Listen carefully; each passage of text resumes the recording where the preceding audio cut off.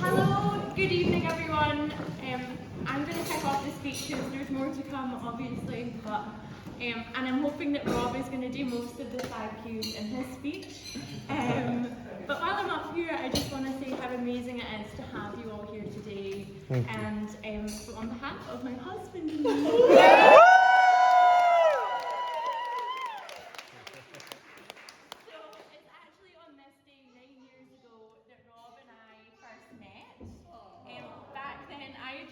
my gap here and I was off to Aberdeen to do my Masters.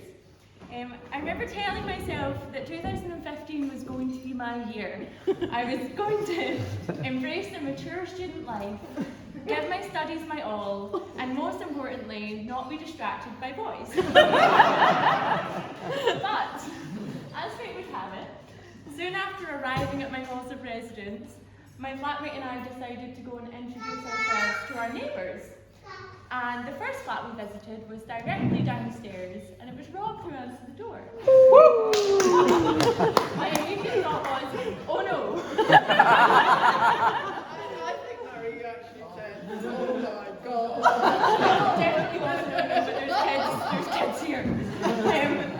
Since then, we've shared so many wonderful times, but it's actually been during the more difficult moments that I've never been more sure that Rob is my person. Rob has this incredible ability to give so much of his time and energy to the people that he loves.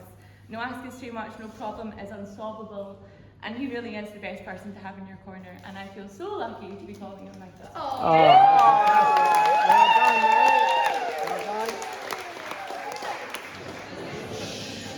Just before you get stuck into the red rolls, as the father of the beautiful bride, and also on behalf of my beautiful wife Anna, I'd also like to add my thanks to everybody for coming and making the journeys you've made to get here. A number of folks have travelled a long way for today, from as far as Australia and Malaysia, and I'm sure it's been a tricky trip for many guests. It's particularly great to see Rob's maternal grandfather Sid here today, and also Eileen on the other side of the family. And thanks to those who made their presence here possible. And no thanks at all to EasyJet, who I think did everything possible to stop Sid from getting here. Traditionally, of course, the father of the bride is bankrolling the whole shebang. But I'm very delighted to say that amongst many other merits, Rob is far too proud and modern the father of the bride to pick up the bill. So I and my wife can only take credit for the wine and champagne. But please do drink up, because just by getting here, I think you've all fully deserved it. Another tradition is that the father of the bride's speech introduces the bride to the gathering groom's family. In fact, Mairi's been to Northern Ireland quite a few times to visit Rob's family and enjoyed lots of good hospitality there, as well as having been to Northern Ireland many times to visit her good friend Robin here, one of the bridesmaids. By contrast, Anna and I have only made 2 trips to Northern Ireland, once to view a boat and another time to go over there and then bring that boat back to the city. And we enjoyed both trips. So our first trip, we viewed the boat, and then we had some time to kill in Belfast, and we went to a little known pub called The Crown, which I think one or two of you may have been in before. It's quite a landmark. We enjoyed a good pint of Guinness or 2 there. Then we came back later with Duncan here to come back to Strangford Lough to bring back the boat. So we picked the boat up at Coyle Yacht Club in Strangford Lough, where I think Debbie did some of her research. And we had a great trip back. We stopped at Portaferry and then Bangor, where Debbie grew up. And then we had finally a stop at Glenarm. Glenarm's quite interesting because Rob's great-grandfather was an estate worker at Glenarm on an estate, and Mairi's great-grandfather was an estate worker on the Isla Estates, which is kind of over that way. You can just see the hills of Isla over there. And in fact, this venue is quite apt for that reason, because on a clearer day with less haze, you'll be able to see the hills of Isla and also the hills of Antrim further to the south. So it's quite a good spot in that way. Talking of connections, this may not be the first linking of the Smith and Graham family trees. During my father's retirement, he spent quite a bit of time investigating the Smith family tree and found a link back to various lairds and earls. Another discovery was that 5 generations back, a Smith had married the daughter of a Graham, and that couple, because of that marriage, gave the Smiths a family tree going back to King Robert the Bruce. This in fact makes Mary a 17th cousin of Prince William.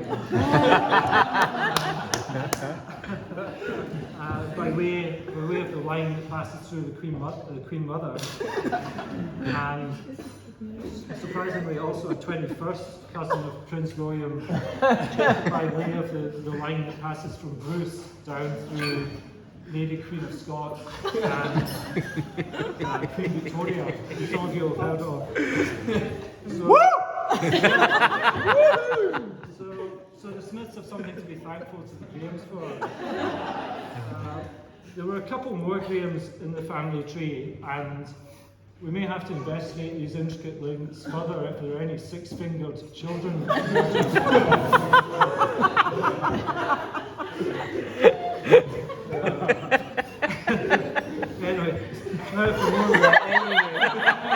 Anyway. For more about Mary herself, Mary from an early age showed a serious interest in adopting lost causes. At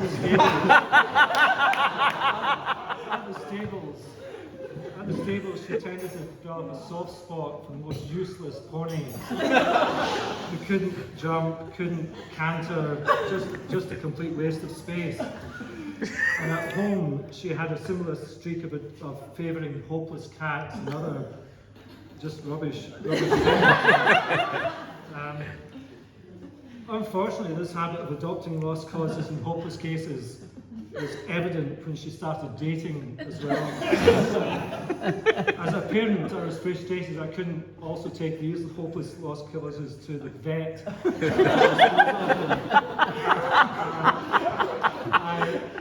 I hasten to add, since Carl's laughing at this point, I hasten to add that she's definitely broken this trend with Laura.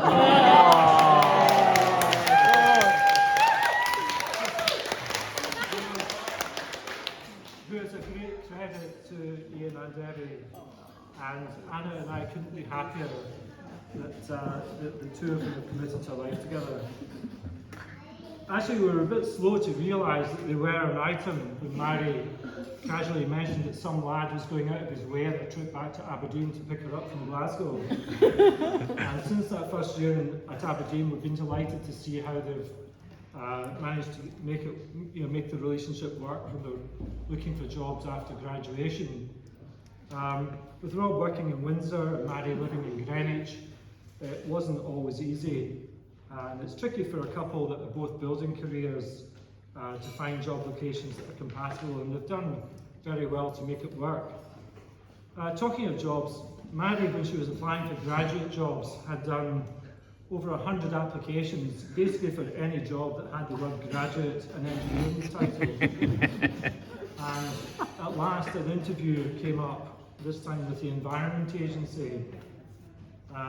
Now she was told in advance that the interview for the Environment Agency would be a series of interviews plus a long presentation for which she would only have a flip chart and pens. And so she rehearsed and crafted a carefully produced presentation on flood defence strategies using only the paper and the pens, of course. And she was careful to make sure that she actually went to the interview with a backup set of pens in case any of the provided pens were substandard. Smart girl. Which is quite typical of her. The interview and presentation went very well, and all the team leaders were keen to give Maddie an offer of a job with their team. So because it was the prestigious opening in the agency for a graduate trainee, the leader of the Thames Barrier project offered Maddie the role. Now, the Thames Barrier is, of course, a very famous, iconic landmark in London, and it's one of the most successful civil and mechanical engineering projects in the UK. Unfortunately, it's never featured in an episode of Keeping Up with the Kardashians. So when Maddie heard this chap, supposedly from the Thames Barrier, offering her a job, she'd actually no idea what he was talking about. She did gather that it was supposed to be a good job, so she said yes. So more recently, Maddie has got herself established with Atkins, which is a big engineering consultancy in the UK. And despite managing a team of 12 and having her own project work, she still manages to walk Rolly 2 hours a day, and go horse riding 5 times a week. So I think it's safe to say that she inherited her mother's time management skills. Yes, I know. Talking of time management, the multicoloured spreadsheet that I was issued earlier indicates I'm now over my time, and therefore I'd like to raise your glasses once more to Mairi and Rob. Mairi Rob.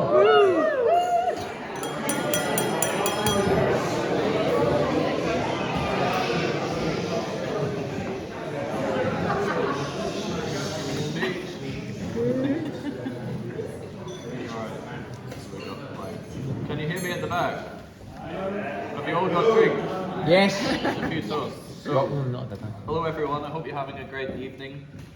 Mary and I have been really looking forward to today and tonight for a really long time. Coming up on 2 years since we started planning everything. And we just feel super lucky that so many of you have managed to travel and get here to be here with us. It's not a super easy place to get to. Hey!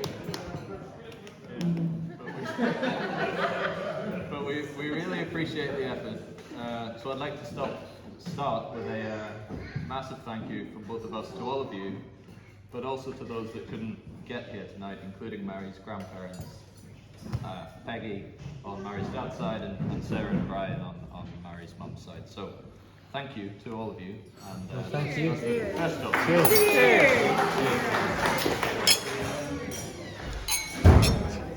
Sorry? Louder.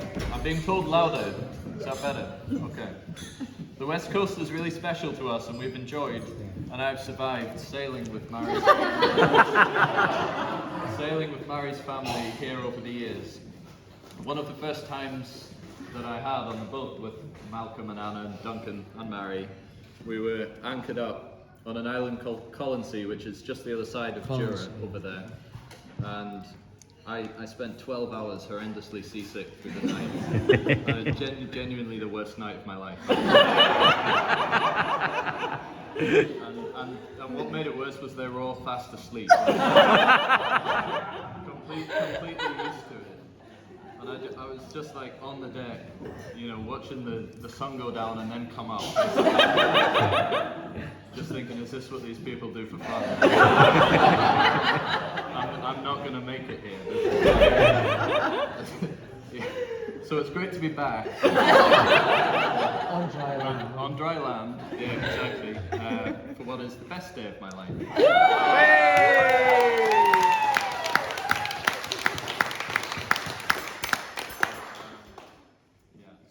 Jokes aside, we do love it up here on the West Coast, and Mary's dad's side of the family hails from Islay, which is one of the islands to, I think, to the left of Jura down that way, so it's great to be able to share that with everyone here as well. Okay, so I've got a few more thank yous to make, so please bear with me. The first is to our parents. It's difficult to describe and put into words how grateful both of us are to all of you.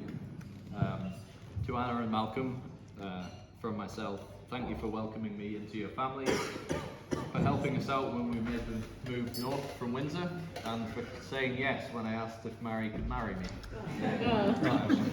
It really means a lot, and I can't wait to spend more time with you now we're back up in Scotland. And also thank you for the wine and champagne,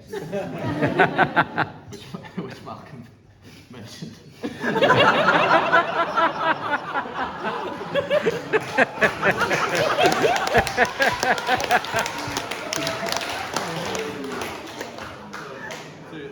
To my mum and dad, Ian and Debbie, thank you for always backing me to succeed and backing both of us to succeed, for all the support you've given us over the years, and for always being there. Thank you for the wonderful flower arrangements today as well, which mum and dad were really interested in and supported us with. So the reason that's quite special is because my nanny, who passed away quite a while ago, but her name was Patsy, and she was really into flower arranging, and she used to do it for weddings back in Bangor in Northern Ireland, so it's just really special for them to have helped us with that, and she would have loved to have been here.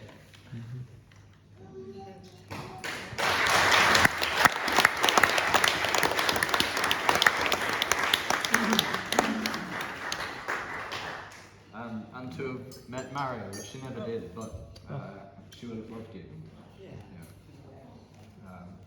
Yeah. Family is very important, and I love you all.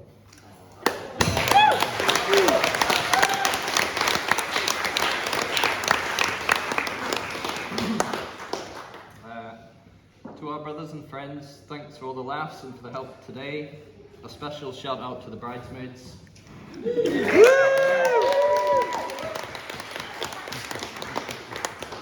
For today, but also for Mary's hen night, which the people of Aberfeldy,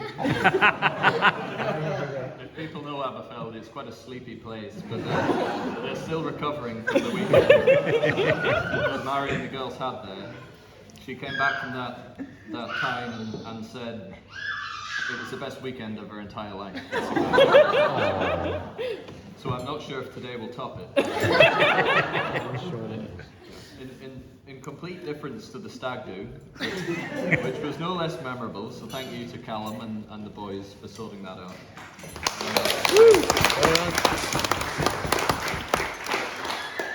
The planning of the hen weekend involved weekly team meetings, action trackers, and extensive to-do lists. So that was Robin, Lindsay, and Billy. I want to say a big thanks to, and also the other girls that managed to get there.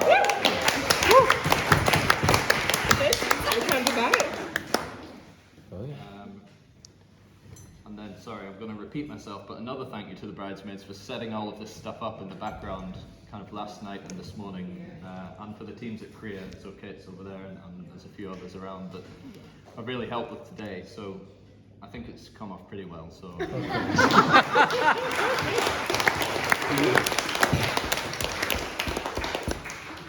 So, Mary, last but never least, I want to thank Mary, my wonderful wife.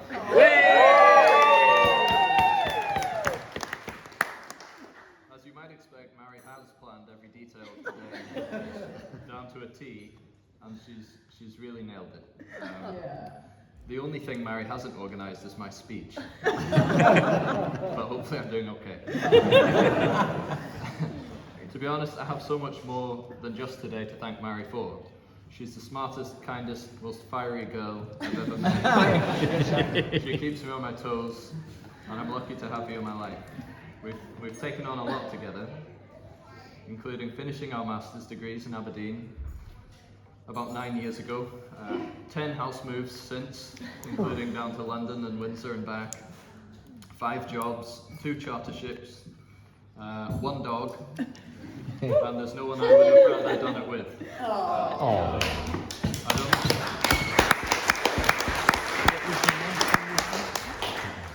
I don't know what's next, but I know it'll be great to do it with you, and that we'll be fine.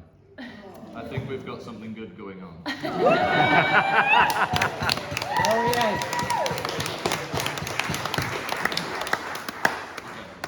The last thing I'll say is that since living with Mairi, a lot of my stuff has gone missing.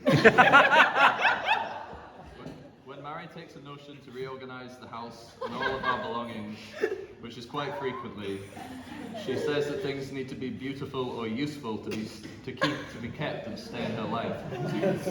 I don't know which one of these I've been identified as.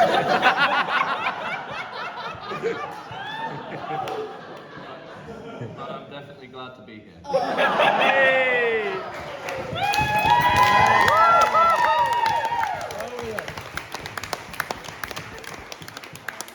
a final toast to Mairi, to our life together, and to being beautiful or useful.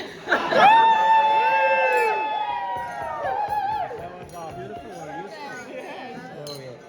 Or both? Hello, everybody. Hey! It's good to see so many people here today. For those who don't know me, I'm Callum, Rob's younger and slightly taller brother. I just wanted to start by saying, bridesmaids, you all look wonderful today. Yes. You look stunning gorgeous. Hey! And Mairi, you also look stunning gorgeous. Beautiful. It's great to see you and Rob so happy together. And I know for a fact Rob has been so happy lately, and particularly moving back north of the border, where he can be found proudly proclaiming he's a Scotsman. Although I'm yet to hear another Scotsman with a Yorkshire accent. It's kind of fun to let him borrow it. But yes, Rob was born in Glasgow and lived there for the first few years of his life in the gritty neighbourhood known as Bears Den. But little did he know that just over 2 miles away there was a girl named Mairi Smith. But alas, before he could cycle over there on his magic bike, I'd greet Mairi with the skid of a tyre and a smile of his two front teeth. The Grahames moved south of the border, and it would be 18 years before they would finally cross paths and meet for the first time. In those 18 years, as well, you might expect and hope, Rob grew up a lot. Valuable, but he grew up a lot, and he developed into the generous, loyal, and knowledgeable man that we know today. And anyone who knows Rob knows that when he has knowledge or when he's learned something, he likes to pass that knowledge on to other people. Whether the person receiving the advice has asked for it or not. So yes, well, this was the same when he was younger, and I'm fortunate to say that this was the same when we were younger, and he passed many things on to me when we were growing up. There's 2 years between us, so I did learn a lot from Rob. And while he tried to tell many people things, yeah, I was the only person who seemed to listen to him. So in the early years, he taught me lots of things, basic skills. He actually taught me how to speak to other people. The only problem was, I then tried speaking to other people and nobody could understand me. Thanks, Rob. That was when we moved down to England. The lessons also extended to fashion. Believe it or not, hairstyles. Yes, back in the day, Rob was very proud of his hair. Quite precious, and he often got quite creative with it. He would proudly sport I'm not sure if you remember it from the 2010s, but the spiked up at the back, kind of pushed down at the front and the side look. And he passed this on to me, and he proudly told me that he'd invented it. He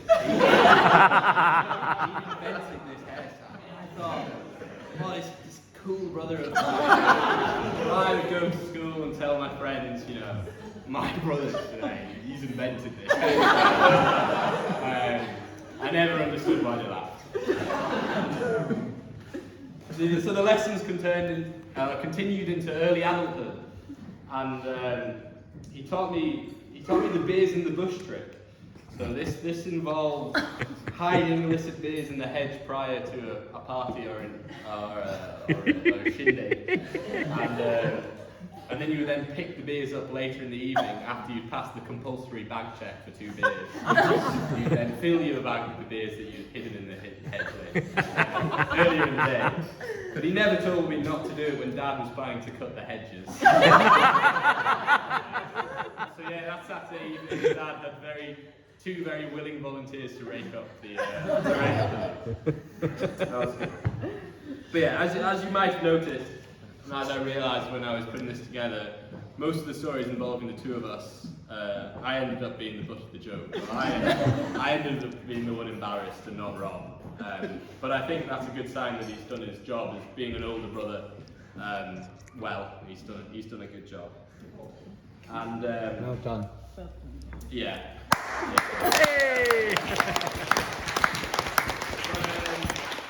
But on reflection, the best and most important lessons I've learned from Rob haven't been from the things he's tried to teach me, but it's been from the way he approaches life and the things he does, how he acts, and how he takes on life. He's not an expert in anything. Well, sorry. he's often not an expert in anything. But he'll turn his hand to anything. He tackles life head on. He approaches everything with strength and with honour. He's got a remarkable skill to not be embarrassed by anything, as was demonstrated lately with his performance of being a lobster in Sheffield. And he will always work hard. Rob is a grafter. He'll work hard at anything he does, and he'll commit to it 100%. And this quality was showed early in life as well when we were kids. And it was evident from a young age, and it's exemplified well by the conker business that he ran out of Dad's garage in 1870s. The operation was quite simple. We would find conkers, we would string conkers, and we would sell conkers on for a bit of a profit. And he excelled, yeah. And it grew to a point where he was managing a small group of people. He was analysing the going price of conkers on the market, and it got to a point where he considered and acquired a rival conker business at the top of the street. So having said it out loud, I could have just been reading out his current job description. But yeah, so I guess he's in the right profession today. But what I do know is that all the qualities that make him a great brother, a loyal friend, and at a push a role model, will make him a great husband. And all these qualities really come out when he's with Mairi. I can't wait to see what the future holds for the two of them, and I'm sure that I will continue to learn from both Rob and Mairi in the future. So if we can raise a toast to Yeah. Rob. Mairi.